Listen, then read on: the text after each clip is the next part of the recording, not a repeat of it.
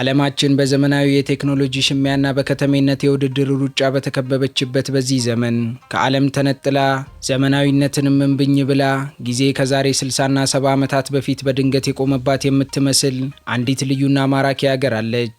በዚህች ሀገር ሰማይ ላይ ከፋብሪካ ከሚወጣ ጭስ ይልቅ አንደኛ ደረጃ የሆነውና በዓለም አቀፍ ደረጃ ወደር የማይገኝለት የትንባሆ ቅጠሏ የሚያወጣው የሲጋራ ጭስ በአየሯ ላይ ይንሳፈፋል።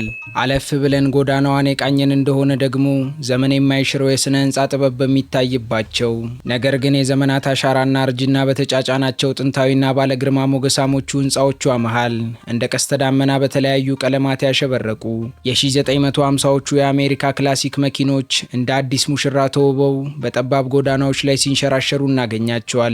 በዚህች ሀገር የትላንትናው ዘመን ዛሬም ሕያው ሆኖ ይተነፍሳል። የዚህች ሚስጥራዊ ሀገር የልብ ትርታ የሚሰማውም በየመንገዱ ዳርና በየአደባባዩ ነው። ከየበረንዳው ከየመጠጥ ቤቱና ከየጎዳናው የሚፈልቀው የሳልሳና የሩምባ የሙዚቃ ዜማ የሰዎችን ነፍስ በሐሴት ይሞላል።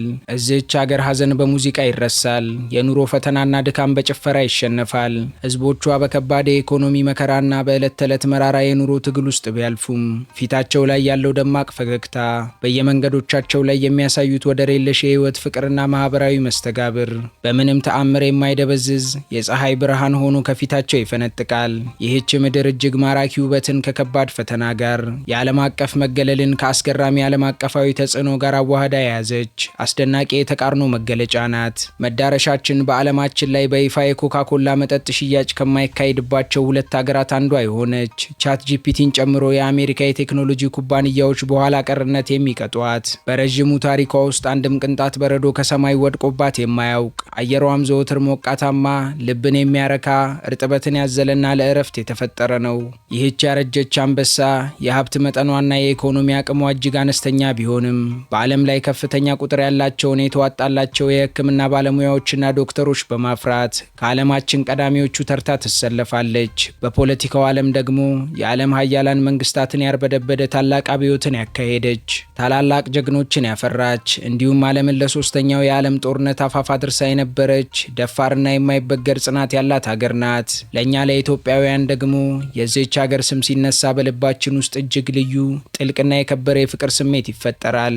ሀገራችን በታሪኳ እጅግ አስቸጋሪ በሆነ የፈተና ጊዜ ውስጥ በነበረችበት ሉዓላዊነቷና የግዛት አንድነቷ አደጋ ላይ ወድቆ በነበረበት በዚያ በካራ ማራው የጦርነት ዘመን ወቅት ዜጎቿ ሰፊውን የዓለም ውቅያኖስ አቋርጠው በመምጣት ደማቸውን አፍስሰው አጥንታቸውን ከስክሰውና ውድ ህይወታቸውን ገብረው ከጎናችን የቆሙ የቁርጥ ቀን ወዳጆቻችን ናቸው።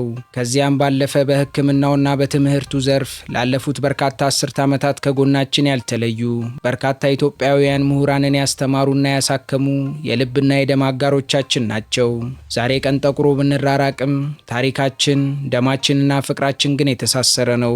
እንግዲህ ይህች አስማተኛ በካሪቢያን ባህር የተከበበች በጊዜ የተገታች የምትመስል ነገር ግን በህይወት ሪትም እጅግ ደማቅ የሆነች ድንቅና ታሪካዊ ሀገር ማናት ስላችሁ ኩባ ካላችሁኝ አልተሳሳታችሁም።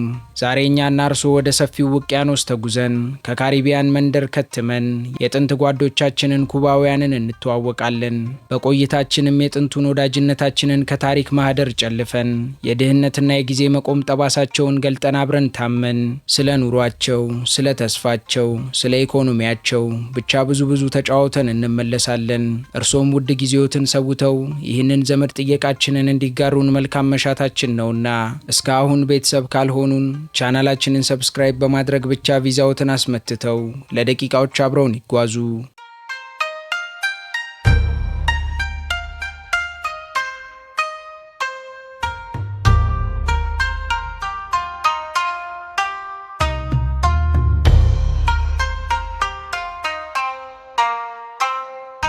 በካሪቢያን ባህር ሰማያዊ ውሃ በማዕበሉ አስማታዊ ዜማና በሚያማምሩ ደሴቶች የተከበበችው ኩባ በተፈጥሮ ውበት እጅግ የታደለች ማራኪ ምድር ናት። በግምት ወደ 19884 ካሬ ኪሎ ሜትር የሚጠጋ የቆዳ ስፋት ያላት ይህች ሀገር በሰሜን አሜሪካ፣ በባሃማስ፣ በሜክሲኮና በጀማይካ የተከበበች የውሃ ላይ ገነት ናት። ከ5746 ኪሎ ሜትር በላይ የሚረዝመው እጅግ አስደናቂና ማለቂያ የሌለው የባህር ዳርቻዋም እንደ ነጭ ሐር በተነ የነጠፈ አሸዋና የክሪስታል መስታወት በሚመስል የጠራ ሰማያዊ የባህር ውሃ የተሞላ ነው። እክል አላጣታል እንጂ ይህ ሰፊ የባህር ዳርቻዋ ኩባን በዓለም ላይ ካሉ ውብ የቱሪስት መዳረሻዎች ተርታ በኩራት እንድትሰለፍ አድርጓት ነበር። ከባህር ዳርቻዎቿ ሞቃታማ አሸዋ ባሻገርም ሀገሪቱ በለመለሙ አረንጓዴ ተራራዎች፣ ድንቅ ፏፏቴዎችና ለዓለም ታዋቂ የሆነውን የመጀመሪያ ደረጃ ሲጋራ በሚያመርቱ መዓዛቸው አየሩን በሚያውደው ሰፋፊ የትንባሆ እርሻዎቿም ትታወቃለች። መልክዓ ምድሯም የብዝሃ ሕይወት መናኸሪያ ሲሆን አየሯም ዘወትር ሞቃታማና ለነፍስ ጥልቅ ረፍትን የሚሰጥ ነው። ዛሬ ላይ ይህ ወደር የለሽ የተፈጥሮ ጸጋዋ ግን ከዘመናዊው ዓለም የቴክኖሎጂ ሽሚያ ጋር የተራራቀ ይመስላል። ወደ ሀገሪቱ ስንገባ የምንመለከታቸው እያንዳንዱ ነገሮች ሀገሪቱን በ1950ዎች ውስጥ እንድትቀር ያደረጓት ጊዜ የረሳት ምድር ያስመስሏታል። ምነው የጥንት ወዳጄን ምን አገኘብኝ ብላችሁ ደረታችሁን ከደቃችሁ ይቆዩኝና ችግሯን ላዋዩት። በኩባ ምድር ይህ የሆነበት ዋነኛ ምክንያት ሀገሪቱ ያላት መልክዓ ምድራዊ አቀማመጥ ወይንም የተፈጥሮ መገለል ሳይሆን ከግማሽ ምዕት ዓመት በላይ በአሜሪካ መንግስት የተጣለባት የረዥም ጊዜ የንግድ የፖለቲካና የኢኮኖሚ ማዕቀብ የፈጠረው የብረት አጥር መሆኑን ይወቁትና ይረፉ። ይህ ከባድ ማዕቀብ አዳዲስ ቴክኖሎጂዎች፣ ዘመናዊ የቅንጦት መኪኖች፣ የተለያዩ የኢንዱስትሪ ግብዓቶችና መሰረታዊ ሸቀጦች ወደ ሀገሪቱ በቀላሉ እንዳይገቡ የብረት መጋረጃ ሆኖባታል። ያረጀችው አንበሳ የጥንት ጓዳችን ኩባ ግን እጅ የሰጠች አትመስልም። ዜጎቿም ይህንን አስከፊ መገለል ገርተው የፈጠራ ችሎታቸውንና የማይበገር ጥንካሬያቸውን አጎልብተውበታል። አሮጌውን ዕቃ ከመጣል ይልቅ ጠግኖ ቀለም ቀብቶ ሞተሩን ቀይሮና አድሶ የመጠቀም አስገራሚ የህይወት ፍልስፍናቸውን በማዳበርም አገሪቱን ልዩና የዓለም ብቸኛዋ ሕያው የጥንታዊ ዕቃዎች ሙዚየም አድርገዋታል። በኩባ አፈር ላይ ኑሮ ቢከፋ ሰማይ ቢደምን ዜጎቿ እንደ ሀገራችን እናቶች ጓዳቸውን ደብቀው በጥርሳቸው መሳቃቸውን ግን አላቆሙም። በተለይ የአሜሪካው ፕሬዝዳንት ዶናልድ ጄ ትራምፕ የቬንዙዌላውን መሪ አፍነው ከወሰዱ በኋላ ኩባ የነዳጅ አጋሯን ተነጥቃ ዛሬ በነዳጅ ጥማት ከስማ መብራት ርቋት እንቅስቃሴ ገድቧት በድህነት አረንቋ እየታመሰች ትገኛለች። በዚህች ሀገር ዛሬ 20 ሊትር ነዳጅ ለመቅዳት ከ2 ወር በላይ ወረፋ መጠበቅ ግድ ይላል። ህዝቧም ዳቦን ለመግዛት ሰዓታትን ይሰለፋል። ብቻ ብዙ ኑሮ ከተባለ ብቻ በኩባ ሰማይ ስር እንዲህ እየተኖረ ነው። መቼስ የጓድ መንጌ ወዳጅ ፊደል ካስትሮ ያንን ሁሉ ግድያ አምልጦ ለዓመታት የነገሰባት ከማህፀኗ አመጣ ያልወለደችው ቼኩቬራ አብዮትን ያቀነቀነባት ያቺ ሀያል ሀገር ዛሬ ምን ገጥሟት እንዲኮሰሰች ትሉኝ ይሆናልና አባቶቻችን እንደሚሉት ነገርን ከስሩ ውሃን ከጥሩ እንመልከት። ይህች በውቅያኖስ መሃል የምታበራ አልማዝ የኖረችበትን የነገሰችበትን የከሰመችበትን ታሪክ በጥልቀት እንረዳና የዛሬውን ኋላ ቀርነቷን የምናውቅ ዘንድ በጊዜ መንኮራኩር ጊዜን የዋሊት ጋልበን ዘመናትን ወደ ኋላ አብረን እንሻገር።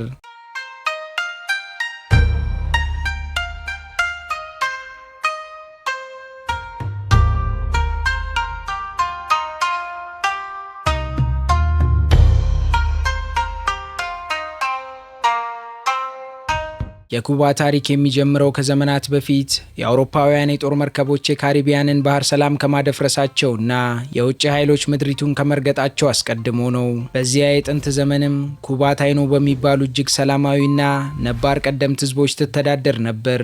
እነዚህ ህዝቦች ከተፈጥሮ ጋር ፍጹም በሆነ መንፈሳዊ ስምምነት የኖሩ፣ ሰፊውን ባህር ለምግባቸው፣ ጥልቁን ጫካ ለመጠለያቸውና ለመድኃኒታቸው ይጠቀሙበት የነበሩ፣ ኑሯቸውን በጋራ ባለቤትነትና በጥልቅ መተሳሰብ ላይ የተመሰረተ ነበር። በወርቃማ ዘመናቸውም የፀሐይን መውጣት በዝማሬ የዝናብን መዝነብ በጭፈራ የምድሪቱን በረከት ደግሞ በምስጋና የሚያከብሩ የዋህ የምድር ልጆች ነበሩ። ምድሪቱን በዚህ ዘመን የደም ጠረን የማታውቅ የሰላም የፍቅርና የተፈጥሮ ውበት መናኸሪያ ነበረች። ነገር ግን ይህ ውብና ሰላማዊ ዓለም ለዘላለም ሊቀጥል አልቻለም። ዘመን እየተቀየረም ጥቁር ደመና በግዛቷ ላይ ሊያጠላ ከባህር ማዶ እየገሰገሰ ነበር። እንደ አውሮፓውያን አቆጣጠር በ1492 ክሪስቶፈር ኮሎምበስ የተባለው ስፔናዊ አሳሽ በግዙፍ መርከቦቹ የኩባን የባህር ዳርቻ ሲረግጥ የዚች ደሴት ዕጣ ፈንታ ለዘላለም ተቀየረ። የስፔን ቅኝ ገዢዎችም ከነመሳሪያዎቻቸው ከብረት ጎራዴዎቻቸውና ከማያውቁት ተላላፊ በሽታዎች ጋር መጡ። በአጭር ጊዜ ውስጥም እነዛ ሰላማዊ የታይኖ ህዝቦች በጉልበት ብዝበዛ፣ ጭካኔ በተሞላበት ግድያና ከአውሮፓ በመጣው አዲስ ወረርሽኝ ምክንያት ህልውናቸው ተዳከመ። የስፔን ወራሪዎች የወርቅና የሀብት ጥማታቸውን ለማርካት ሲሉ ሙሉ የግዛቷን ስልጣኔ ከምድረ ገጽ አጠፉ።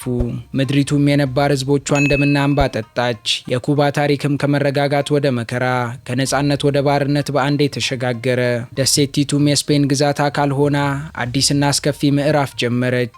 ነገሮች ቀጥለውም የነባር ህዝቦች ቁጥር እያለቀና እያከተመ ሲመጣ ቅኝ ገዢዎቹ ለጀመሩት አዲስና ግዙፍ የሸንኮራ አገዳ የእርሻ ስራ ጉልበት አስፈለጋቸው። በዚህም ምክንያት በሚሊዮን የሚቆጠሩ አፍሪካውያን በሰንሰለት ታስረው ሰብአዊ ክብራቸውን ተገፈው በጨለማ መርከቦች ውስጥ እንደ ዕቃ ታጭቀው ወደ ኩባ ገቡ።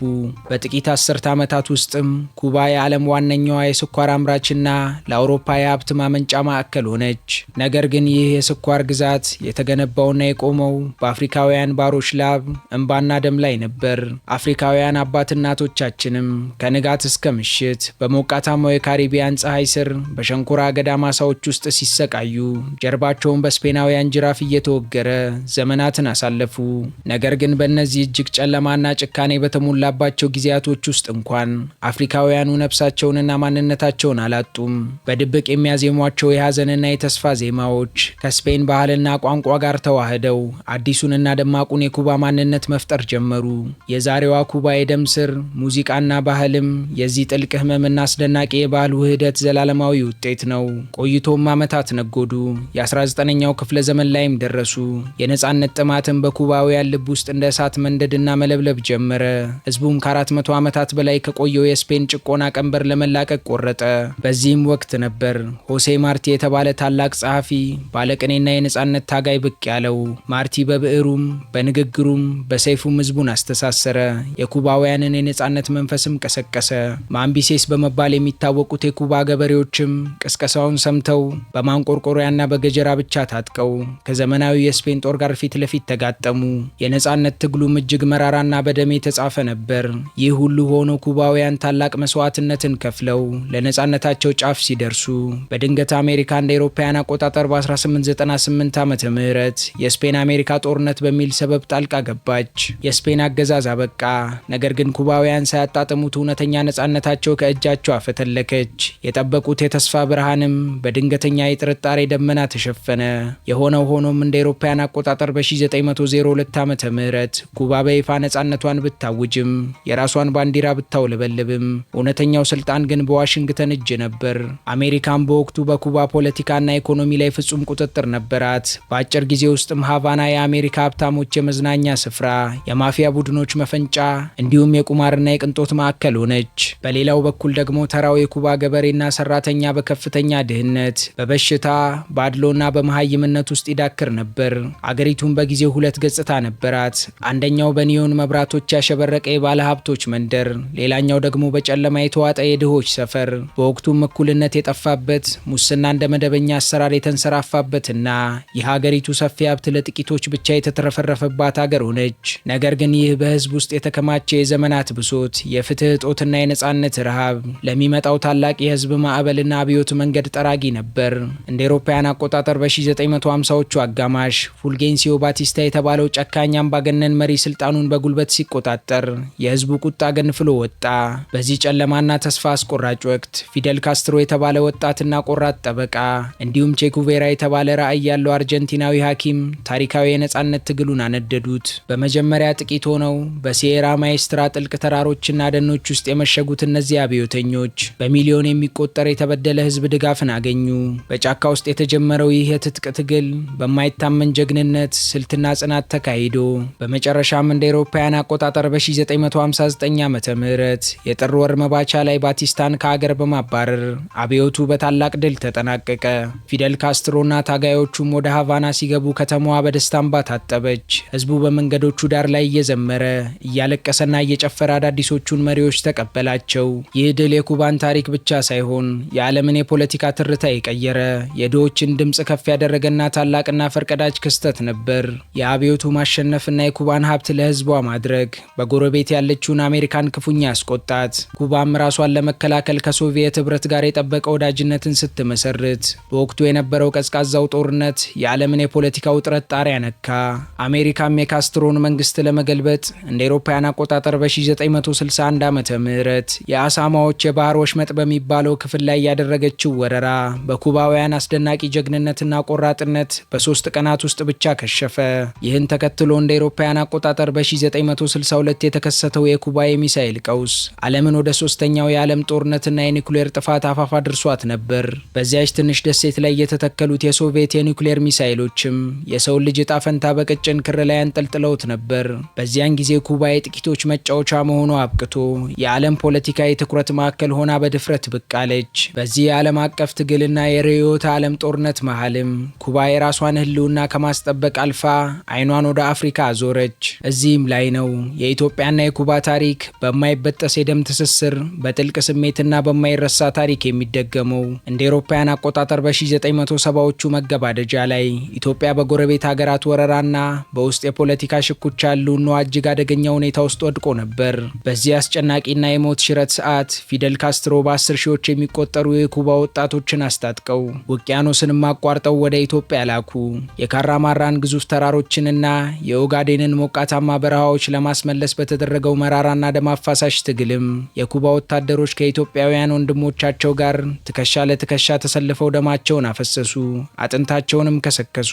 የኩባና የኢትዮጵያ ወንድማማችነትም በወረቀት ላይ በሰፈረ የፖለቲካ ስምምነት ብቻ ሳይሆን እርስ በእርስ በመሞት በመተዳደግና በደም በመቀላቀል የተጻፈ ዘላለማዊ ታሪክ ነው። ይህ ክቡር መስዋዕትነትም በኢትዮጵያውያን ልብ ውስጥ ምንጊዜም በክብር ሲታወስ የሚኖር የፍቅር የጀግንነትና የጥልቅ ውለታ ሐውልት ነው። ዛሬ ቀን ሲጥላቸው ወዳጅ ባንሆናቸውም እነሱ ግን የክፉ ቀናችን ነበሩ። ብቻ የሆነው ሆኖ ግን ጊዜው ወደ 1990ዎቹ ተሸጋገረ። ያን ያልተጠበቀ ልብን ስንጥቅ የሚያደርግ ነገር ተከሰተ። በወቅቱ የነበረው የሶቪየት ህብረት በድንገት መፍረስ ለኩባ እጅግ አስከፊና ያልተጠበቀ የዱብዳ ዜና ሆነባት። ትልቋ የኢኮኖሚ የንግድና የፖለቲካ አጋሯ ስትወድቅ ኩባም በአንዴ ወደ ጥልቅ የኢኮኖሚ ቀውስና የጨለማ ዘመን ውስጥ ገባች። ይህ ዘመንም በታሪክ መዛግብትና በኩባውያን ዘንድ ልዩ ዘመን ወይንም ስፔሻል ፔሪየድ በመባል ይታወቃል። የነዳጅና የምግብ አቅርቦትም በሀገሪቱ በአንዴ ተቋረጠ። የፋብሪካ ማሽኖች ቆሙ፣ መኪኖች ከእንቅስቃሴ ተገቱ፣ ግዙፍ ከተሞችም በጨለማ ተዋጡ። ሰዎችም ከረሃብ የተነሳ የቤት እንስሳትን እስከ መብላት ብስክሌቶችን ብቸኛ የመጓጓዣ አማራጭ እስከ ማድረግ ደረሱ። ሆኖም ይህ ኩሩ ህዝብ ግን እጅ አልሰጠም። በጋራ በመቆም ያለችውን ጥቂት ምግብ በመካፈል ማሳዎችን በጋራ በማልማት ይህንን እጅግ ፈታኝ ጊዜ በጽናት ተሻገሩት። ይህ ዘመን የኩባውያንን የማይበገር ስነ ልቦና፣ ህብረትና ፈጠራ ለዓለም በጉልህ ያሳየ ክስተት ነበር። የሚገርመው ነገር በዚህ ሁሉ ተደራራቢ መከራና የኢኮኖሚ ማዕበል ውስጥ እንኳን የኩባ ህዝብ ደማቅ ፈገግታውን አላጣም። የሳልሳና የጃዝ ሙዚቃዎችም ከየቤቱ መስኮትና ከየመንገዱ ጥግ መፍሰሳቸውን ለአፍታም አላቆሙም። ታዋቂዎቹ የኩባ ሲጋራዎች፣ አሮጌዎቹ ነገር ግን በከፍተኛ ብልሃትና ጥንቃቄ የሚጠገኑት የ1950ዎቹ መኪኖችና በየመንገዱ የሚደረጉት የዶሚኖ ጨዋታዎችና የጋራ ጭፈራዎች ህዝቡ ተስፋ እንዳይቆርጥ አድርገዋል። ባህል ለኩባውያን ዝም ብሎ መዝናኛ ብቻ ሳይሆን የመኖር የህይወት ሸክምን የመቋቋምና የህልውናቸው ጥልቅ መገለጫ ነው። ድህነትና ማዕቀብ አካላቸውን ሊያደክመው ቢሞክርም ውስጣዊ መንፈሳቸው፣ ሙዚቃቸውና ፍቅራቸው ግን ምንጊዜም ሀብታምና ኩሩ ነበር። ብቻ የኩባ መስከረሞች እነዚህ ዓመታት ላይ ቆመው ቀሩ። ነገር ግን ከኩባ ውጪ ዘመን መቁጠሩን አላቆመምና ወደ 2000ዎቹ የኩባ ዓመታት እንዲሁም ወደ አሁኑ ዘመን ስንመጣ ኩባ ከፍተኛ የሽግግርና የለውጥ መስቀለኛ መንገድ ላይ ሆና እናገኛታለን። ግማሽ ክፍለ ዘመን አገሪቱን የመሩት ታላቁ መሪ ፊደል ካስትሮ ስልጣናቸውን ለወንድማቸው ራውል ካስትሮ ካስተላለፉ በኋላና ከቅርብ ዓመታት ወዲህ ደግሞ ስልጣን ወደ አዲስ ትውልድ መሪዎች ሲሸጋገር አገሪቱ በዝግታም ቢሆን ዘመናዊ ለውጦችን እያስተናገደች ትገኛለች። ምንም እንኳን የሚገባትን ያክል ባይሆንም የውጭ ጎብኚዎች በብዛት የሃቫናን ውበት ለማየት ወደ ኩባ መምጣት ጀምረዋል። ትንንሽ የግል ንግዶች እየተከፈቱና የኢኮኖሚ መዋቅሩም እየተለወጠ ይገኛል። ያን ያክል እንኳን አመርቂ ባይሆንም በሀገሪቱ ውስን የሆነው የኢንተርኔትና የቴክኖሎጂ መስፋፋት የኩባን ወጣቶች ከቀሪው ዓለም ጋር በሰፊው እያገናኛቸው ይገኛል። ሆኖም ይህ ሽግግር የራሱ የሆነ አዲስ የባህል የትውልድና የኢኮኖሚ ግጭቶችን ይዞ መጥቷል። እዚህ ተስፋ ሰጪ ነገሮች ሁሉ ቢኖሩም ዛሬም ቢሆን ኩባ እጅግ ከባድ ፈተናዎች ከፊቷ ተደቅነውባታል። ከ60 ዓመታት በላይ የዘለቀውና አገሪቱን ያነቀው የአሜሪካ የኢኮኖሚ ማዕቀብ አሁንም በህዝቡ የዕለት ተዕለት ኑሮ ላይ ጥቁር ጥላውን እንዳጠላ ነው። የኢኮኖሚ ድቀት፣ የመሰረታዊ ፍላጎቶች እጥረት፣ የመድኃኒት እጦትና የዋጋ ግሽበት የዘውትር የህዝቡ ትግል ሆነዋል። ብዙ የሀገሪቱ ወጣቶችም የተሻለ ህይወት፣ የኢኮኖሚ ነጻነትና ህልማቸውን ፍለጋ አደገኛ የሆነውን የባህር ጉዞ በትንንሽ ጀልባዎች አቋርጠው ወደ ውጪ ለመሰደድ እየተገደዱ ይገኛሉ። በአዲሱ ዓለምን በኢንተርኔት በሚያዩ ትውልድና በአሮጌው አብዮታዊ ስርዓት መካከል ያለው የአመለካከት ልዩነትም የሀገሪቱ የሀገሪቱን የወደፊት አቅጣጫና ጣፈንታ እጅግ አጠያያቂና አስገምጋሚ አድርጎታል። ይሁን እንጂ ወደ ኋላ መለስ ብለን የዚህችን ደሴት ረዥምና ውጣ ውረድ የበዛበት ጉዞ ስንመለከት ኩባ በካርታ ላይ ያለች ተራ ሀገር ብቻ አይደለችም። ኩባ የሰው ልጅ የነጻነት ጥማት፣ የጽናትና የፍቅር ሕያው ተምሳሌት ናት። የህዝቦቿ ታሪክም ገና ተጽፎ አላለቀም። አሁንም በየቀኑ በየጎዳናው በየቤቱና በየልቡ እየተጻፈ ያለ ትንፋሽ ያለው ሕያው ትረካ ነው።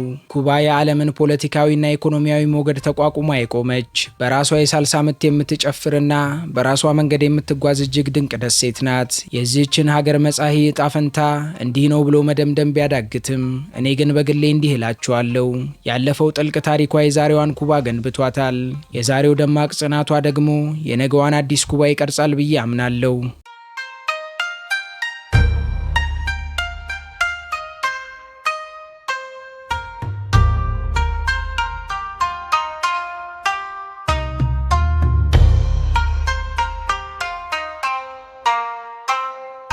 የኩባ ዋና ከተማ የሆነችው ሃቫና ልክ እንደ አሮጌና እጅግ ውድ ወይን ናት። ጊዜ በሄደ ቁጥርም ጣዕሟ፣ ግርማ ሞገሷና ማራኪነቷ በልዩ ሁኔታ ይጨምራል። ከ2 ሚሊዮን በላይ ነዋሪዎች ያላት ይህች አስደናቂ ከተማ የስፔን ቅኝ ግዛት ዘመን ታላላቅ የሥነ ሕንፃ ጥበቦችን በአየር ንብረቱና በእድሳት እጦት ምክንያት ቀለማቸው የገረጣ ነገር ግን ታሪካዊ ግርማ ሞገሳቸውን ያላጡ ውብ ቪላዎችን ያቀፈች ናት። የሃቫና ሕዝብ የዕለት ተዕለት ሕይወትም በሙዚቃ ሪትምና በደመቀ ውይይት የተሞላ ነው። በየመንገዱ ዳር ዶሚኖ የሚጫወቱ አዛውንቶች፣ በየበረንዳው ላይ ሆነው ሲጋራ የሚያጤሱና የሚጫወቱ ጎረቤታማቾች የከተማዋን ሞቅ ያለና የመተሳሰብ መንፈስ በጉልህ ያሳያሉ። ዋና ከተማዋ ሃቫናና መላዋ ኩባ በተፈጥሮና በሰው ሰራሽ ታሪካዊ የቱሪዝም ሀብቶች የተባረኩ ቢሆንም በኢኮኖሚው መላሸቅና በመሰረተ ልማቶች ጉድለት ሳቢያ ዛሬ ላይ ኩባ ብዙም ቱሪስቶች ውርውር የሚሉባት ሀገር አይደለችም። ነገር ግን እናንተ ቤተሰቦቼ እዚህ ድረስ አምናችሁ ከተከተላችሁኝ እኔም እናንተን ማሳፈር አልሻምና ቱሪስት የጠማቸው ነገር ግን በደንብ ቢያዙ ኩባ እንዲታ ማድረግ የሚችሉ የተፈጥሮ ብሎም ሰው ሰራሽ ታሪካዊ የቱሪስት መዳረሻዎቿን ዞር ዞር እያልን ላስቃኛችሁ። ጉዟችንን የምንጀምረው ከሀገሪቱ ልብ መገኛ ከታሪካዊቷ ሃቫና ከተማ ነው። ይህች ከተማ የጥንት ዘመን ስነ ህንፃዎችና የዘመናዊ ህይወት ውህደት የሚታይባት የጥበብ ማዕከል ነች። እኛም እዚህ ተገኝተን በተለይም ኦልድ ሃቫና በመባል የሚታወቀውን በዩኔስኮ የዓለም ቅርስነት የተመዘገበውን የከተማዋን ክፍል አብረን እንቃኛለን። በኦልድ ሃቫና ሆነን ከ16ኛው ክፍለ ዘመን ጀምሮ የቆዩ የስፔን ቅኝ ግዛት ዘመን ህንፃዎችን እና ግዙፍ ምሽጎችን ስንመለከት በጊዜ ወደ ኋላ የተመለሰን ያህል ይሰማናል። ካሻንም በዚህች ከተማ በቀለማት ባሸበረቁና በ1950ዎቹ በተሰሩ የቪንቴጅ መኪናዎች ውስጥ ተሳፍረን በንፋስ እየተዳበስን ከተማዋን እንዞራለን። ቀናችን ተገባዶ ምሽቱን ስንጀምር ደግሞ በሜሌኮን የባህር ዳርቻ ላይ አብረን እየተራመድን ከባህሩ የሚነፍሰውን ቀዝቃዛ አየር እየማግን የአካባቢውን ሙዚቀኞች ጣዕም ያለው ዜማ በማዳመጥ እውነተኛውን የኩባን የህይወት ትርታ እንኮመኩማለን። ቅር እየተሰኘንም ቢሆን የሃቫናን ደማቅና የታሪክ የባህል ድባብ በአንድነት አጣጥመን ከጨረስን በኋላ ከተማዋን ተሰናብተን ወደ ማራኪው የተፈጥሮ መስህብ መገኛ ወደ ቬኛሌስ እናቅና። ቬኛሌስ ላይ ስንደርስ በአይናችን የምናየው የተፈጥሮ ውበት በግርምት እንድንዋጥ ያደርገናል። ይህ ስፍራ በዩኔስኮ እውቅና የተሰጠው አስደናቂ የተፈጥሮ ሸለቆ ሲሆን ቦታው ሞጎቴዝ በሚባሉ ግዙፍ ክብና አረንጓዴ ቀለሞች ባላቸው የኖራ ድንጋዮች ስብስብ የተከበበ ነው። እንዲሁም ቬኛሌስ በዓለም ላይ ምርጥ የሚባለው የሲጋራ ትንባሆ የሚመረትባት ለምለም ገነት ናት። እኛም እዚህ ተገኝተን አብረን በፈረስ ላይ እየጋለብን ማራኪ የሆኑትን የትንባሆ እርሻዎች እንጎበኛለን። እንዲሁም የገበሬዎችን ባህላዊ አኗኗር በቅርበት እንመለከታለን። በተጨማሪም ከዋቫ ዴላንዲዮ ወደ ተባለው ሚስጥራዊ የከርሰ ምድር ዋሻ ገብተን በዋሻው ውስጥ በሚፈሰው ወንዝ ላይ በትንንሽ ጀልባ ተሳፍረን አስደናቂ የሆነ የዳሰሳ ጊዜ እናሳልፋለን። ቆይተንም የቪኛሌስን የገጠር ህይወትና አረንጓዴ ገነት አብረን ካየን በኋላ ጉዟችንን ወደ ምዕራባዊ የኩባ ጫፍ በማድረግ ጸጥታ ወደ ሰፈነባት ማሪያ ላጎርዳ አድርገን እንከንፋለን። ይህ ስፍራ ከከተማው ጫጫታና ግርግር ፈጽሞ የራቀ በጓናሃካ ቢቤስ ብሔራዊ ፓርክ ውስጥ የሚገኝ ድብቅ የተፈጥሮ ሀብት ነው። ማሪያ ላጎርዳም በተለይም በዓለም አቀፍ ደረጃ በስኩባ ዳይቪንግ እጅግ የታወቀች ናት። እኛም እዚህ ስንደርስ ልዩ የመጥለቂያ ልብሶቻችንን አጥልቀን ወደ ጥልቁ ባህር ዓለም ገብተን ጥቁር የኮራል ሪፎችን፣ ሚስጥራዊ የባህር ውስጥ ዋሻዎችንና እጅግ አስደናቂ የሆኑ በተለያዩ ቀለማት ያሸበረቁ የባህር ውስጥ ፍጥረታትን በቅርበት እየተመለከትን በውሃ ስራ ዓለም ውስጥ ልዩ የሆነ ቆይታን እናደርጋለን። ውሃን በብርጭቆ ነው እንጂ የምን ዋና አካልን ደግሞ ንጹህ በሆነው አሸዋ ላይ ተኝተን የተፈጥሮን ድምፅ ብቻ እያዳመጥን ነፍሳችንን እናድሳለን። ቆይተንም ከማሪያ ላጎርዳ ማራኪ የባህር ስራ ዓለም ከወጣን በኋላ አቅጣጫችንን ወደ ደቡብ በማዞር የደቡብ እንቁ ወደምትባለው ውብ ከተማ ሲየንፋዌጎስ ልውሰዳችሁ። ወደ ሲየንፋዌጎስ ስንገባ የከተማው ጽዳትና አቀማመጥ ወዲያውኑ ልባችንን ይሰርቀዋል። ይህች ከተማ በ19ኛው ክፍለ ዘመን በፈረንሳያውያን ስደተኞች የተመሰረተች በመሆኗ ልዩ የሆነ የፈረንሳይ ኒዮ ክላሲካል ስነ ህንፃ ውበትን ተላብሳለች። እኛም እዚህ ተገኝተን በታሪካዊ ፖርኬ ሆሴ ማርቲ አደባባይ ላይ ቆመን በዙሪያው ያሉትን አስደናቂ ህንፃዎች እናደንቃለን። እንዲሁም የጥበብ መገለጫ የሆነውን ቶማስ ቴሪ ቲያትርን እንጎበኛለን። ቀናችን ተሟጦ አመሻሹ ላይ ስንደርስ ደግሞ ሰፊና ውብ በሆነው የባህር ወሽመጧ ላይ በእግር እየተራመድን ጀንበር ወደ ባህሩ ስትገባ የምትፈጥረውን አስማታዊ የቀለም ውህደት አብረን እንመለከታለን። በዚህች ከተማ የፈረንሳይን የስነ ህንፃ ውበት ካደነቀን በኋላ ደግሞ የጥንት ጊዜ ህያው መስታወት ወደ ሆነችው ታሪካዊቷ ከተማ ትሪኒዳድ አብረን እናቀናለን። ትሪኒዳድ ከ500 ዓመታት በፊት የተቆረቆረችና በጥንቱ የስኳር አገዳ ንግድ እጅግ የበለጸገች ከተማ ናት። ወደዚህች ከተማ ስንገባ ልክ ክፍት ወደ ሆነ ግዙፍ ሙዚየም የገባን ያክል ይሰማናል። ከተማዋን በድንጋይ ንጣፍ በተሰሩ ጠባብ ጎዳናዎች፣ በቀለማት ባሸበረቁ የቅኝ ግዛት ቤቶችና በታዋቂው ፕላዛ ማዮር አደባባይ ታጌጣለች። እኛም በዚህ ሆነን የድሮ ዘመን የስኳር ጌቶች ይኖሩባቸው የነበሩትንና አሁን ወደ ሙዚየምነት የተቀየሩትን ግዙፍ መኖሪያ ቤቶች አብረን እንቃኛለን። ማታ ማታ ደግሞ በካሳዴላ ሙዚቃ ሰፊ ደረጃዎች ላይ ተቀምጠን ቀዝቃዛ መጠጦችን እየተጎነጨን ከኩባውያን ጋር የሳልሳ ውዝዋዜን አብረን እየጨፈርን የህይወትን እውነተኛ ደስታ እናጣጥማለን። ቆይተንም ከዚህች ከተማ የጥንት ጎዳናዎችና የሙዚቃ ምሽቶች ያሳለፍነውን አስደሳች ጊዜ ያጠናቀን ስናበቃ የእረፍትና የቅንጦት ማዕከል ወደ ሆነችው የነጭ አሸዋማ ባህር ዳርቻ ከተማ ቫራዴሮ ልውሰዳችሁ። የሂካኮስ ልሳነ ምድር ተብላ የተዘረጋችው ቫራዴሮ ከ20 ኪሎ ሜትር በላይ የሚረዝም ንጹህ የሚያብረቀርቅና ማለቂያ የሌለው የሚመስል የባህር ዳርቻ አላት። ይህ ስፍራ ድካማችንን ሁሉ የምንረሳበት የቅንጦት ማዕከል ነው። እኛም በዚህ ሆነን በጠራራው ፀሐይ ስር በነጭ አሸዋ ላይ ጋደም ብለን አብረን ዘና እንላለን። ክሪስታል በሚመስለውና እጅግ ጥርት ባለው የባህር ውሃ ውስጥም እንዋኛለን። ካሻን ከዚህ በተጨማሪም እንደ ካታማራን የጀልባ ጉዞና የውሃ ላይ ጄት ሲኪንግ የመሳሰሉ ልዩ ልዩ የውሃ ላይ ስፖርቶችን በማድረግ ፍጹም የሆነ በሳቅና በጫጫታ የተሞላ የመዝናኛ ጊዜን አብረን እናሳልፋለን። በእነዚህ የባህር ዳርቻዎች ላይ ፍርክስ ብለን በውሃ ላይ ጨዋታዎችም ከተዝናናን በኋላ ወደ ኩባ የመጀመሪያዋና ጥንታዊቷ ከተማ ባራኮዋ ልውሰዳችሁ። እንደ ኤሮፓውያን አቆጣጠር በ1511 የተመሰረተችው ባራኮዋ የኩባ የመጀመሪያዋ ከተማ ናት። ይህች ከተማ እስከ 1960ዎቹ ድረስ ከመላው ሀገሪቱ ጋር በመንገድ ያልተገናኘችና የተገለለች ስለነበረች የራሷን የተለየና ጥንታዊ ባህል አጥብቃ ጠብቃ ቆይታለች። ይህች ከተማም ጣሪያው ጠፍጣፋ በሆነውና ኤሊዩኬን በሚባለው ማራኪ ተራራ በለምለም የዝናብ ደኖችና በሰፊ የኮኮዋ እርሻዎች የተከበበች የተፈጥሮ ድንቅ ናት። እኛም በዚህች ከተማ ተገኝተን በእግራችን የጫካ ውስጥ ሃይኪንግ እናደርጋለን። ወደ ተራራው ወጥተንም አካባቢውን ከላይ እንቃኛለን። ከጉዟችን መልስ ደግሞ የአካባቢውን ታዋቂ ባህላዊ ቸኮሌት አብረን እየቀመስን ድካማችንን ድል እንነሳለን። ቆይተንም በባራኮዋ የዝናብ ደኖችና የቸኮሌት እርሻዎች ውስጥ የተፈጥሮን ድንቅ ካየን በኋላ ይህንን ረዥምና ማራኪ ጉዟችንን ለመደምደም ወደ ሃርዲኔስ ዴል ሬ ደሴቶች እናቅና። የንጉሱ የአትክልት ስፍራ የሚል ትርጉም ያለው ይህ ስፍራ ካዮ ኮኮና ካዮ ጊሌርሞ የተባሉ ውብና ጸጥታ የሰፈነባቸው ደሴቶችን ያቀፈ ነው። መዳረሻው በሺዎች ለሚቆጠሩ ሮዝ ቀለም ላላቸው የፍላሚንጎ ወፎችና በዓለም ላይ ካሉት ትላልቅ የኮራል ሪፎች አንዱ መገኛ በመሆኑ በስፋት ይታወቃል። እኛም በዚህ ስፍራ ተገኝተን በማለዳ በመነሳት ወፎቹ በነጻነት ሲበሩ አብረን እንመለከታለን። ንጹህ በሆነው ነጭ አሸዋ ላይ ተኝተንም የካሪቢያንን ፀሐይ እንሞቃለን። እንዲሁም ኮራል ሪፎቹን በውሃ ውስጥ በመቃኘት ይህንን አስደናቂ የኩባ ጉዟችንን በከፍተኛ ደስታ፣ የሰላምና የእርካታ ስሜት እናጠናቅቃለን። ከዚህ ጉዟችን በኋላም ኩባ ታሪክን፣ አስደናቂ ተፈጥሮንና እጅግ ደማቅ ሞቅ ያለ የሰዎችን አኗኗር በአንድነት አጣምራ የያዘች ልዩ ሀገር ናት ብለን በድፍረት መናገር እንችላለን።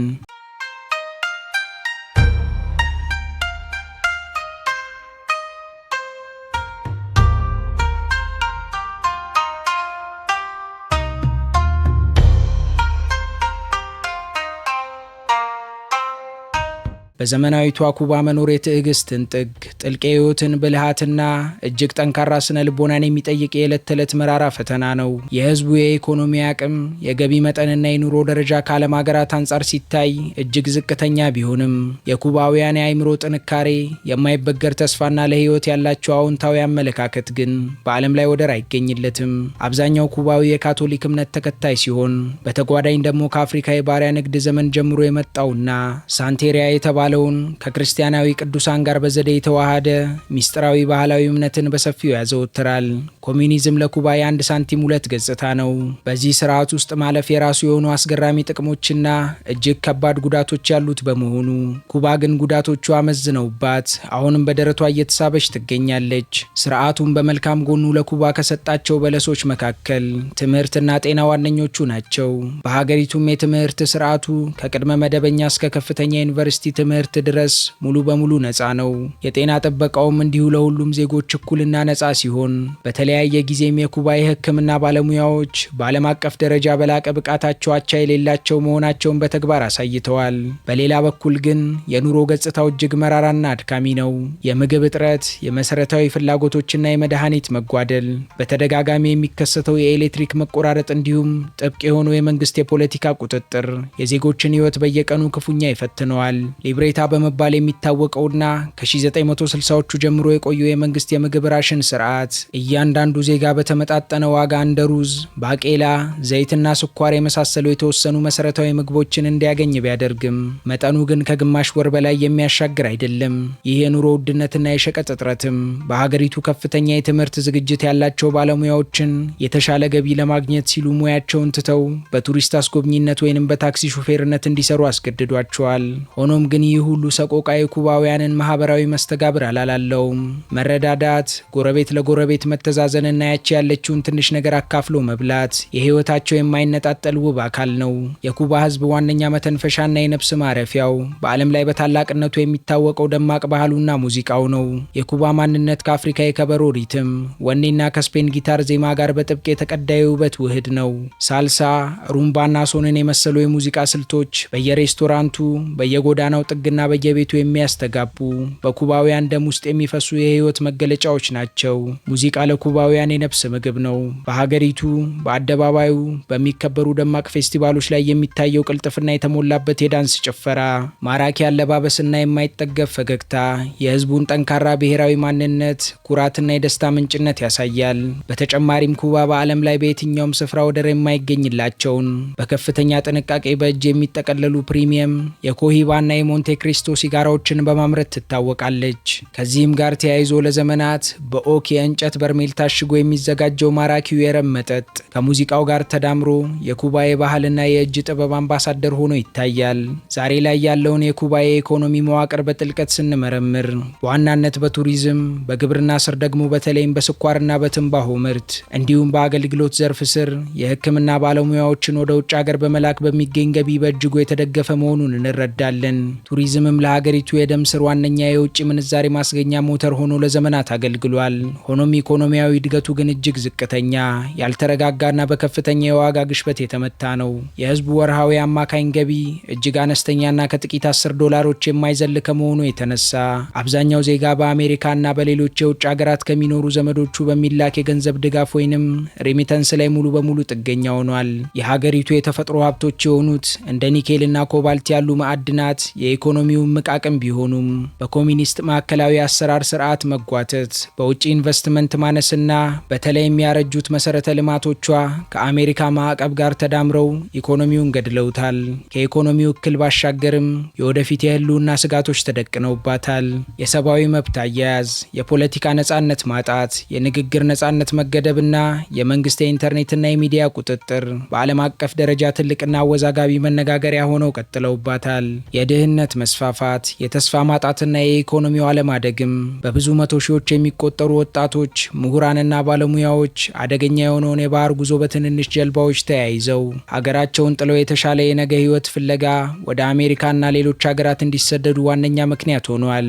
ይህ ከፍተኛና ልብ ሰባሪ የፍልሰት ማዕበልም ሀገሪቱን አምራች ኃይል እያሳጣት ሲሆን ከዚህም ጋር እያደገ የመጣው የትውልድ ክፍተት ሀገሪቱ ወደፊት ለምትገነባው ማህበረሰብ ትልቅ ስጋት ሆኖባታል። በአንድ በኩል በስርዓቱ ፍርሃት ውስጥ ያለመታፈን ስሜትና ለውጥ ፈላጊው ዘመናዊ ወጣት፣ በሌላ በኩል ደግሞ የነባሩ አብዮት እሴቶችን ለማቆየትና ስልጣንን ላለመልቀቅ የሚታገለው አሮጌው መንግስት የሚያደርጉት ትንቅንቅ የዘመናዊቷን ኩባ ፖለቲካ ትኩሳት ያሳያል። ኩባ የጥንታዊቱ ፊትና የዘመናዊ እድገት ጥማት፣ የከባድ የኑሮ ህመምና የብሩህ ተስፋ መገናኛ ድልድይ ናት። ይህች አስደናቂ ማራኪና ሚስጥራዊ ሀገርም አስገራሚ ውበትን ከእልህ አስጨራሽ ፈተና ጋር አስማምታ በማዋሃድ በውስን ሀብት ውስጥ እንዴት ፈገግታን መፍጠር እንደሚቻል ለዓለም ትልቅ የጽናት የፍቅርና የህይወት ትምህርት እየሰጠች ትገኛለች።